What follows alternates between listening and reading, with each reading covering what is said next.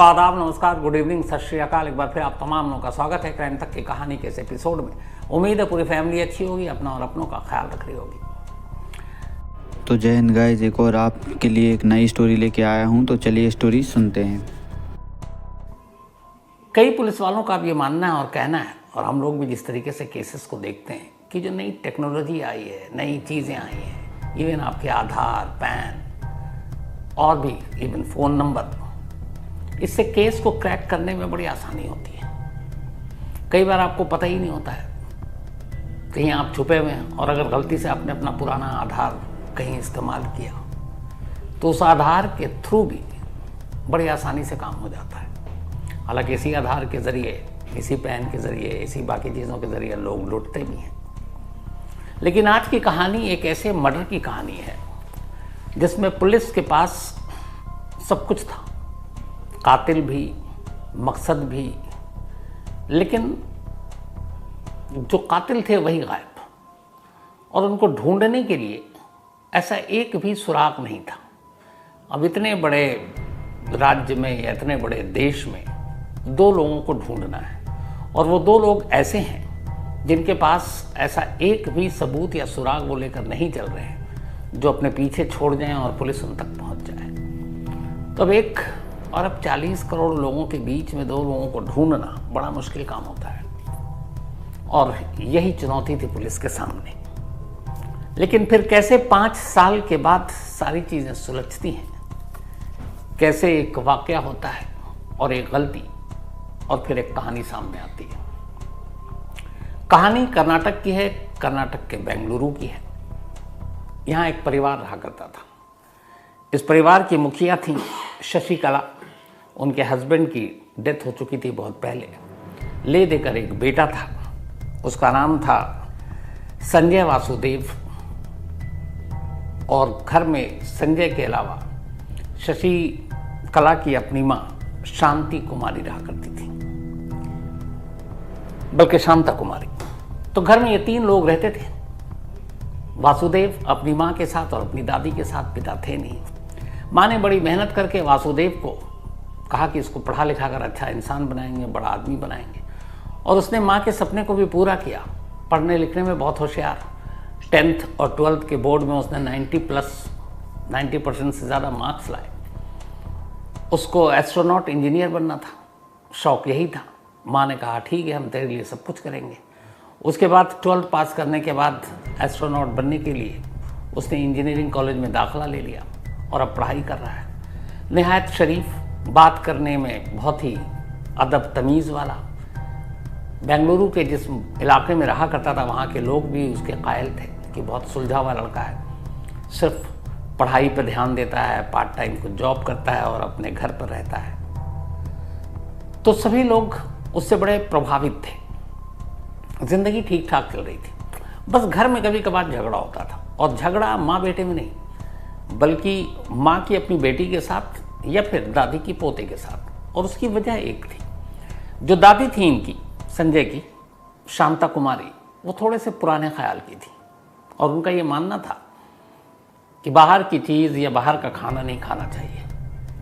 अब आजकल इस चीज़ पे तो बहुत सारे घरों में झगड़ा भी होता है। तो जब भी संजय या संजय की माँ शशिकला घर में कुछ बाहर से किसी रेस्टोरेंट से खाना लेकर आती, कई बार बनाने का मन नहीं करता, तो दादी भड़क जाती और वो कहती ये क्या है, ये सब चीज़ें नहीं लानी चाहिए, और वो फिर बोलना शुरू कर देती। तो कई बार माँ बेटी में झगड़ा होता, फिर पोता भी बीच में आ जाता। लेकिन फिर थोड़ी देर के बाद सभी में प्यार, सभी एक साथ घर में रहने लगते। ये सिलसिला चलता रहा। कई बार पड़ोसियों को भी पता था कि किस वजह से ये झगड़ा चलता था। लेकिन फिर धीरे धीरे अगस्त 2016 की बात है। अगस्त 2016 में एक रोज अचानक घर से दादी गायब हो गई। अब सिर्फ घर में माँ बेटे। अब चूंकि लोग एक दूसरे को देखते थे, मिलते थे, बातें करते थे, तो 70 साल की शांता कुमारी अब घर में है नहीं। तो पड़ोसियों ने पूछना शुरू किया संजय से, उसकी मम्मी शशिकला से कि दादी कहाँ गई या तुम्हारी माँ कहाँ गई। तो उन्होंने बताया कि वो हमारा एक कर्नाटक में एक और जगह है, वो वहीं उनके छोटे बेटे के पास चली गई कुछ वक्त के लिए। तो उन्हें लगा बिल्कुल होगा, हो सकता जा सकती हैं। तो खैर जितने लोगों ने पूछा सभी को सवाल का जवाब दे दिया कि वो अपने छोटे मतलब उनके भाई के पास गई हैं। वक्त बीतता रहा, अगस्त में वो गायब हुई थी। अगस्त 16 के बाद किसी ने देखा नहीं था। अब आ गया फरवरी 2017, फरवरी का महीना। लगभग अगस्त के बाद सितंबर, अक्टूबर, नवंबर, दिसंबर, जनवरी, फरवरी, 6 महीने बीत गए। 6 महीने के बाद एक रोज़ शशिकला ने जिस घर में रहती थी अपने लैंडलॉर्ड से 2 लाख रुपए उधार मांगे। इससे पहले भी पैसे उसने मांगे थे और उसने दे दिए थे, क्योंकि उसे मालूम था ये अपने बेटे को पढ़ा रही है, इंजीनियरिंग कॉलेज में खर्चा भी है, लेकिन वो ईमानदार थी, लौटा देती थी। तब उसने फरवरी में उससे कहा कि मुझे 2 लाख रुपए चाहिए, मैं आपको लौटा दूंगी। लैंडलॉर्ड ने कहा ठीक है, लेकिन मैं एक साथ नहीं दे पाऊंगा, 50,000 अभी ट्रांसफ़र करता हूँ, बाकी बाद में। उसने 50,000 ट्रांसफ़र कर दिया। जब 50,000 ट्रांसफ़र कर दिया, ये बात है 2 फरवरी 2017 की। उसके बाद अगले ही दिन शशिकला और उसका बेटा संजय घर में ताला लगाकर निकल गए। वो दिन और आज का दिन, मतलब आज का नहीं, अगले 5 साल में, उसके बाद उनका कुछ सुराग ही नहीं मिला, कहाँ गए। घर में ताला लगा हुआ है और घर से जैसे ही बाहर निकले उसके बाद उनका फ़ोन भी बंद। जो नंबर माँ बेटे अब तक यूज़ किया करते थे वो मोबाइल अब बंद। अब मकान मालिक पैसा दे चुका था, दोनों निकल लिए। अब कहाँ गए किसी को कुछ पता नहीं। दिन बीतने लगा, शो में लगा, रिश्तेदार के घर गए होंगे, भाई के पास गए होंगे, ये भी था कि दादी भी गए नहीं है तो वहीं गए होंगे। अब इस घर में एक चीज़ थी कि जहाँ पे ये रहते थे उसी घर में उसका एक मेन गेट था और उस मेन गेट का ताला लैंडलॉर्ड के पास होता था। उसकी वजह ये थी कि उस घर के अंदर दाखिल होकर वो जाता था अंदर मोटर चलाने के लिए। बहुत सारे जगहों पे देखता पानी जो आता है टंकी फुल करने के लिए, तो उसको मोटर चलाना होता था, तो सुबह और शाम 1-1 घंटा। तो जब ये रहती थी शशिकला तो वो खुद ही चला देती थी, लेकिन अब वो घर में ताला है तो है नहीं। अब एक चाबी मेन दरवाजे का मकान मालिक के पास, तो वो हर सुबह और शाम जाता और मोटर चलाता और फिर ताला लगाकर लौट आता। ये उसके जाने के बाद है, फरवरी की बात। कब मार्च आया, अप्रैल, मई, जून। मई में अचानक मकान मालिक ने महसूस किया कि शशिकला के घर के अंदर से कुछ स्मेल आ रही है, कुछ बदबू आ रही है। उसे लगा कि कुछ हो सकता है, चूहा हुआ मरा। तो उसने शुरू में फिर नज़रअंदाज किया, फिर उसे लगा कि कई बार लगा कि नहीं अब नहीं आ रही है। फिर वो अपने काम में ध्यान रखता, मोटर चलाता, चला जाता। ये सिलसिला चलता रहा। लेकिन फिर 7 मई 2017 की तारीख आती है, सुबह के करीब 8:30 बजे थे जब मकान मालिक वहाँ पहुँचा। मकान मालिक का नाम नवीन है। ताला खोला मोटर चलाने के लिए। उस दिन उसको सुबह बहुत तेज़ बदबू आई। अब इस दौरान में उसे कई ऐसे इंसिडेंट पहले हुए थे कि कई घरों से बदबू आती है तो अंदर लाश होता है। अब उसके दिमाग में फिल्मी वो सारी चीज़ें भी चल रही हैं, न्यूज़ भी चल रहा है, अखबार भी चल रहा है कि यार ये घर भी बंद है। अब फरवरी के बाद महीना आ गया, मतलब मार्च, अप्रैल, करीब 3 महीने बीत गए हैं और 3 महीने से घर खुला नहीं है, बदबू आ रही है। कोई जानवर तो नहीं मर गया या कुछ और तो नहीं है। अब नवीन के दिमाग में लेकिन बहुत तेज़ बदबू। कुछ आस पड़ोस के और लोगों ने शिकायत कर दी कि कई दिनों से बदबू आ रही है। तो नवीन डर गया। उसने सीधे पुलिस को फ़ोन कर दिया। अब पुलिस को फ़ोन किया गया, पुलिस आई, पूछी क्या बात है। तो पुलिस वालों ने ये बदबू महसूस की। इसके बाद बताया कि ये घर बंद है, इस घर के लोग जो हैं वो फरवरी से गए हैं। फिर उसने ये भी बताया कि मुझसे पैसे भी लेकर गए थे और उसके बाद से उनका मोबाइल ही बंद है, स्विच ऑफ, कुछ था, पता नहीं कहाँ गए। पुलिस को डाउट हुआ। पुलिस ने बोला ताला तोड़ो। ताला तोड़ा गया, घर के अंदर दाखिल हुए। घर के अंदर से बड़ी तेज़ बदबू। अब पुलिस ने पूरे घर को छान मारा पर घर में से कुछ मिला ही नहीं। किचन से लेके फ्रिज तक खोल दिया, बाकी चीज़ें देख ली। अब घर में कोई गार्डन वार्डन था नहीं, इस तरह का फ्लैट था वो। तो जितने बक्से हैं वो खोल दी, अलमारियाँ खोल दी, सब कुछ खोल दी। कहीं से कुछ भी नहीं मिला, लेकिन बदबू आ रही है। तो फिर पुलिस ने कहा कि यार कोने वोने में देखो, कोई चूहा वूहा मरा पड़ा हो आसपास में, दरवाजे के पीछे भी। घंटों तलाशी चल रही है, कुछ मिल नहीं रहा, लेकिन बदबू आ रही है। पुलिस वालों ने कहा यहाँ तो कुछ है ही नहीं, सारा सामान तो देख लिया, लेकिन बदबू कहाँ से आ रही है समझ में नहीं आ रहा। नवीन भी हैरान। उसने कहा कुछ है नहीं। उसको भी तसल्ली हुई कि सब ठीक है। तो पुलिस वाले थोड़ी देर के बाद कहते हैं कि अच्छा हम चलते हैं, क्योंकि यहाँ कुछ मिला नहीं। नवीन ने कहा कि एक बार और नज़र दौड़ा लेता हूँ। अब उसने फिर से नज़र दौड़ानी शुरू की। अब जैसे उसने नज़र दौड़ानी शुरू की, अचानक उसे याद आया कि इस घर में तो एक अलमारी थी इस दीवार पर और ये अलमारी दिखाई नहीं दे रही है।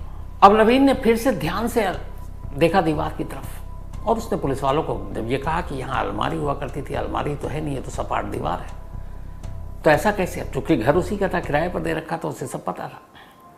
तो पुलिस वालों ने कहा यार अलमारी कहाँ से? तो उन्हें लगा कि दीवार के बाहर अलमारी होगी, अलमारी ले गए उठाकर। उसने कहा नहीं साहब, वो तो दीवार के अंदर अलमारी बनी हुई थी और मुझे अब ये दीवार थोड़ी बाहर की तरफ भी दिख रही है, पहले ये बाहर की तरफ थी नहीं और अलमारी गायब है, तो फिर इस दीवार का सस्पेंस क्या है? तो फिर पुलिस करीब गई तो दीवार में कुछ छोटे छोटे सुराख थे। वहां जाते बड़ी तेज बदबू आई उन सुराखों से।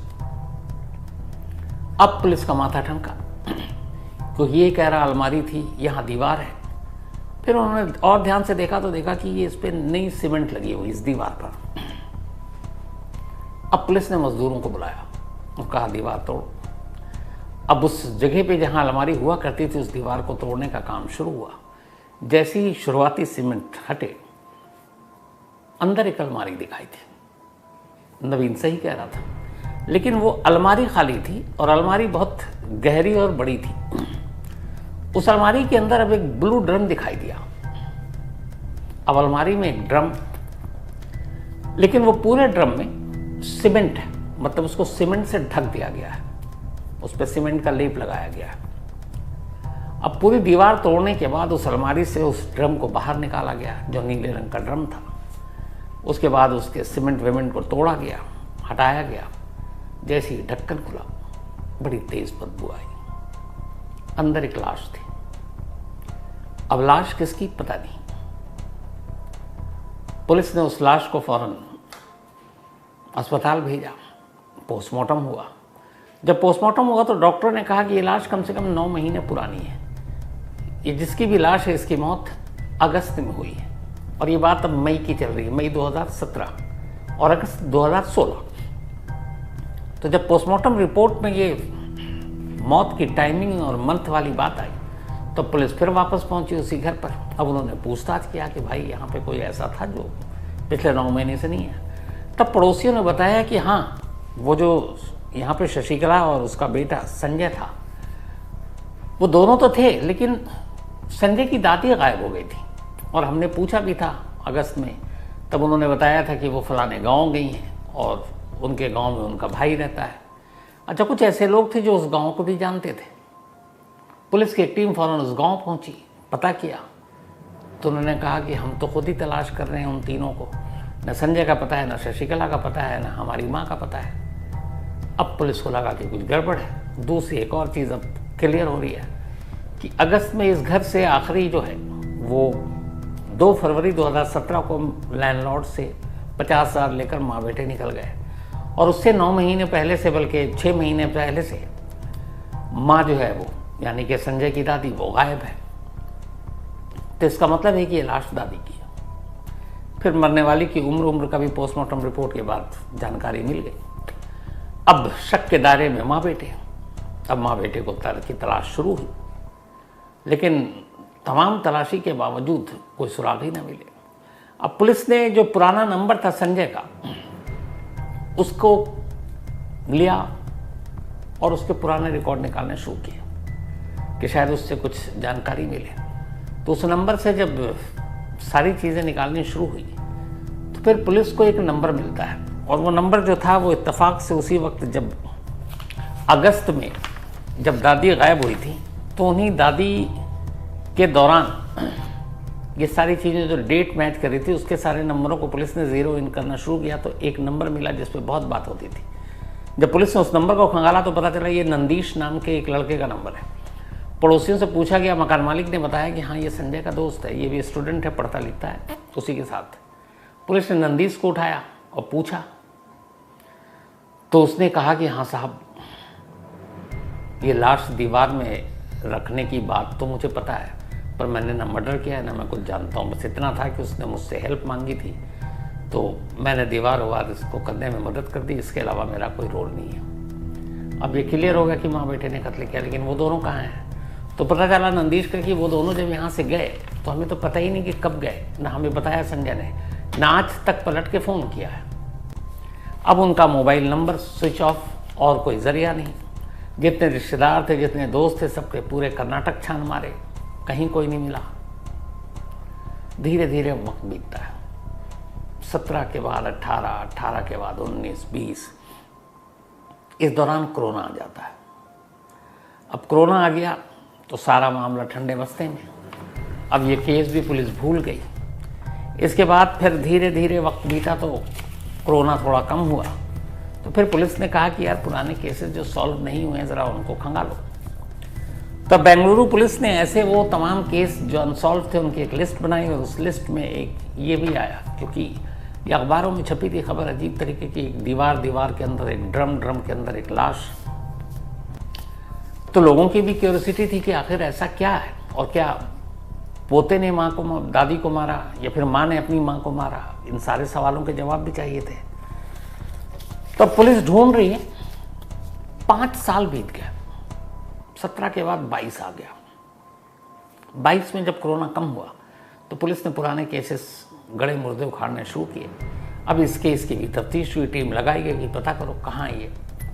फिर से सारे परिवार, सारे रिश्तेदार, सब जगह ढूंढा गया, लेकिन कहीं कोई फ़ायदा नहीं। किसी को उसने कांटेक्ट ही नहीं किया, ना अपने स्कूल कॉलेज में, ना दोस्तों को। अब तभी एक पुलिस अफसर ने दिमाग लगाया। उसने कहा कि ये लोग कहीं किसी नए शहर में जाकर अपने आप को बड़े ही लो प्रोफाइल के साथ रखे होंगे, छुपे होंगे। लेकिन कुछ करने के लिए आजकल अपनी आइडेंटिटी बतानी भी तो ज़रूरी होती है। आप चाहे कहीं नौकरी करो या कुछ बैंक में अकाउंट खुलवाओ, तो आपकी अपनी आईडी कार्ड तो देना ही पड़ता है। तो फ़ोन नंबर तो यूज़ हो नहीं रहा है, लेकिन आधार था उनके पास, और आधार का नंबर पुलिस के पास भी था, क्योंकि निकाल रखा था इनके नाम और पते पर। तो पुलिस टीम को ये लगाया गया कि ये पता करो कि इस नाम और नंबर के आधार कार्ड पर कहीं कोई ऐसी चीज़ किसी ने नौकरी या किसी और चीज़ में इस्तेमाल किया हो, क्योंकि उसका एक अलर्ट आता है। तब उस आधार कार्ड के ज़रिए अलग अलग, पहले तो कर्नाटक में, फिर कर्नाटक के बाहर, ये चेक किया गया कि जो भी आधार से जुड़े हुए स्टाफ थे, लोग थे, कि भाई पता करो ये आधार कार्ड का कहीं इस्तेमाल हुआ है, इसका नंबर कहीं इस्तेमाल हुआ है, तो शायद कुछ मदद मिल जाए। अब लंबी कवायद थी, ट्राई किया गया, शुरू हुआ ढूंढना, लेकिन कोई फ़ायदा नहीं। फिर तभी अचानक 5 साल के बाद आधार ऑफिस से पुलिस को जानकारी मिलती है कि इस आधार को महाराष्ट्र के कोल्हापुर में एक बैंक अकाउंट खुलवाने के लिए इस्तेमाल किया गया, और उस बैंक का ब्रांच यहाँ पर है, और उसी नाम से ये अकाउंट खुला है, यानी कि संजय वासुदेव।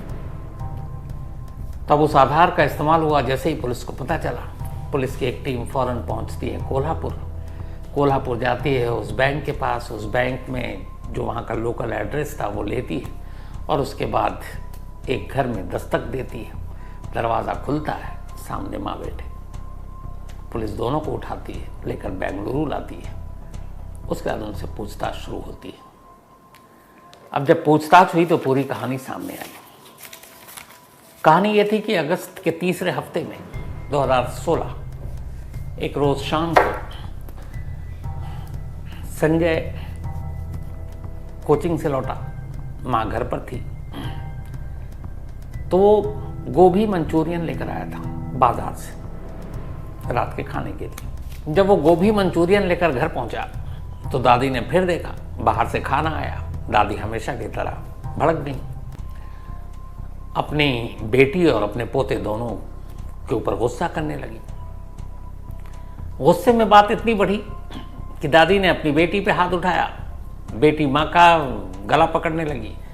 पोते को गुस्सा आ गया, और ये एक छोटी सी बात पे जो लड़ाई हुई उसमें 1-2 हाथ पोते के दादी के गले तक पहुंच गया, और थोड़ी देर के बाद जब वो हाथ ढीले हुए तब तक दादी मर चुकी थी। एक माँ के सामने एक बेटा एक और माँ का कत्ल कर रहा था, और ये सब कुछ हो गया। अब जब हो गया तब उन्हें लगा ये क्या, ये तो गड़बड़ हो गई। उम्र 70 साल थी। तो पहले उन्होंने सोचा कि एक काम करते हैं, 70 साल की उम्र, बुजुर्ग, ये बता देते हैं कि माँ की अचानक मौत हो गई दादी की, और अंतिम संस्कार कर देंगे, किसी को शक नहीं होगा, घर में मौत हुई है, ना पोस्टमार्टम ना कुछ और। बट दिल में जब चोर होता है तो बहुत सारी चीज़ें होती हैं। फिर उन्हें लगा कि नहीं, अचानक बताएंगे मौत हो गई, पड़ोसी कहेंगे शाम तक तो ठीक थी, और कोई कहीं जाकर पुलिस को बता दे तो पुलिस वाले आएंगे और हम लोग को पकड़ लेंगे। तो फिर ये हुआ कि हाँ ये भी हो सकता है, तो क्या करें। फिर ये भी डर था कि अगर अंतिम संस्कार करेंगे घर से भाई वाई आएगा, बाकी लोग देखेंगे, लाश देखेंगे, गले पर निशान है, तो भी पकड़े जाएंगे। तो फिर माँ बेटे ने कहा नहीं ये ठीक नहीं है, तो फिर क्या किया जाए। तो ये हुआ कि उसने अपने एक दोस्त को फ़ोन किया संजय ने, और उसने कहा कि एक तू ऐसे ऐसे बोरी और ये ले आ और एक लाश को ले जाकर कहीं नदी में फेंकनी है। लेकिन अब घर से निकाल कर बोरी में ले जाना है लाश, वो भी डर लगा हुआ है कि कोई देख न ले, तो क्या किया जाए। तब फिर इन्होंने एक प्लान बनाया। घर में बड़ी सी अलमारी थी, एक ड्रम था, ड्रम के अंदर दादी को रखा, ड्रम के ऊपर सीमेंट लगाया, अलमारी पूरी खाली कर दी, अलमारी के अंदर ड्रम डाला, और फिर वो पूरी दीवार जो अलमारी थी, अलमारी के ऊपर से पहले तो चारकोल लगाया, और चारकोल के बाद उसको भी सीमेंट से उसका लेप लगा दिया, और वो दीवार अलमारी सब बंद, सारी चीज़ें एक एक होल तक बंद कर दिया ताकि कोई स्मेल ना आए। अब उसके बाद वो आराम से, ये अगस्त 2nd या 3rd वीक 2016 की बात है, उसका पूरा अगस्त, सितंबर, अक्टूबर, नवंबर, दिसंबर, जनवरी, फरवरी उसी घर में रहे। लेकिन फरवरी से उन्हें घर के अंदर चुके रहते थे, थोड़ी स्मेल आनी शुरू हो गई। अच्छा, बीच में वो हमेशा परफ्यूम लगा देते थे, जब स्मेल आती थी तो परफ्यूम लगाते रहते थे, लेकिन अब स्मेल बढ़ने लगी। तो अब दोनों को लगा कि यहाँ बहुत ज़्यादा दिन तक नहीं रह सकते, ये स्मेल बढ़ेगी, फिर पड़ोसियों तक जाएगी और हम लोग पकड़े जाएंगे, क्योंकि कभी ना कभी दीवार का राज खुल जाएगा। तो फिर उन्होंने कहा कि अब इस शहर को छोड़कर भाग चलते हैं। पैसे इतने थे नहीं, जो भी थे वो रखे। फिर उन्होंने कहा जब भागना ही है तो मकान मालिक को भी चूना लगा देते हैं। उन्होंने नवीन से कहा, पुराना उनका अच्छा रिकॉर्ड था, कि 2 लाख रुपए चाहिए। उसने कहा ये ले लीजिए, लेकिन 50,000 अभी, बाकी के 1.5 बाद में। पर उनको इतना इंतज़ार कर नहीं सकते थे। जैसे ही 50,000 उनके अकाउंट में ट्रांसफ़र हुए, वो 2 फरवरी या 3 फरवरी 2017 को ही दोनों माँ बेटे एक रात आराम से घर से निकल गए, ताला लगाकर। और उसके बाद फिर वो वहाँ से पहुँचे सीधे भटकते हुए कोल्हापुर, महाराष्ट्र। और वहाँ इन दोनों ने बड़ी अपनी लो प्रोफाइल रखी, कोई मोबाइल नहीं, कुछ नहीं, अपना नाम भी एकदम शॉर्ट में बताते। और ये चूँकि एक एस्ट्रोनॉट की पढ़ाई कर रहा था, बहुत ही ब्रिलियंट स्टूडेंट, लेकिन उसे लगा कि यहाँ ज़्यादा अगर मैं कहीं एडमिशन ये वो लेता हूँ तो फिर पुरानी चीज़ें ना खुल कर आ जाएँ, दिल में डर था। तो ये वहाँ पर एक कैटरिंग कंपनी में सप्लायर के तौर पर काम करने लगा, और उसी पैसे से अपना एक किराए का घर लिया और दोनों माँ बेटे वहीं रहते। और इस एक इंसिडेंट की वजह से उसकी पढ़ाई छूट गई, एक फ्यूचर का इंजीनियर एक कातिल बन गया।